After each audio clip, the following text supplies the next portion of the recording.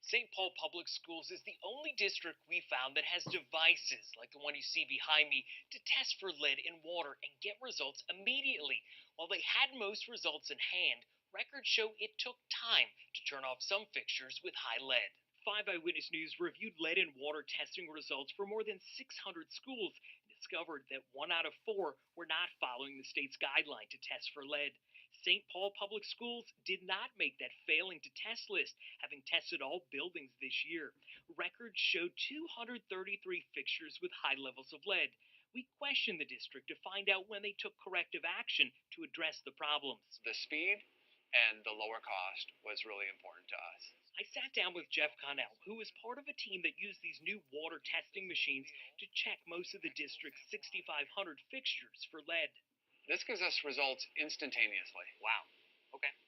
So as soon as you put in that water, you wait a couple minutes and you know if you've got high lead? Yes, you do. The lead level shows up right on the device, but in an email, the district says they did not turn off water fixtures with elevated lead immediately. We saved some of the labeling on the shutdown for those 230 some fixtures that failed the first flush. We did most of that work in July and August. So after the kids left? After the kids left. So were any kids drinking out of those fountains that tested high during the school year before those signs went up? You know, I don't know that.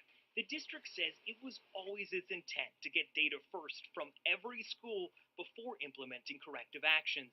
Instead of just running around doing one here or one there, we wanted to do a more systematic approach, making sure we prioritize things properly. At one of 9 school buildings with elevated lead in some fountains and faucets, Bruce Vento Elementary, kids and staff may have possibly drank from high-level fixtures and had no idea. District records show testing took place April 24th. That's when they found fixtures above the state's correction level of 20 parts per billion, including these 2 fountains. But the district says those fixtures were not turned off. The school year came to an end June 10th. It wasn't until mid-July when the district finished testing every school that work began on problems. We asked the district when was Vento turned off. In an email, the district says they don't know the exact date Vento's high fixtures were turned off, but say it was sometime in late July into August. That same month, warning signs went up at Vento. The district wrote to me saying they follow Minnesota's Department of Health guidelines. Once tested, initiate a corrective action plan, including flushing or replacement of fixtures.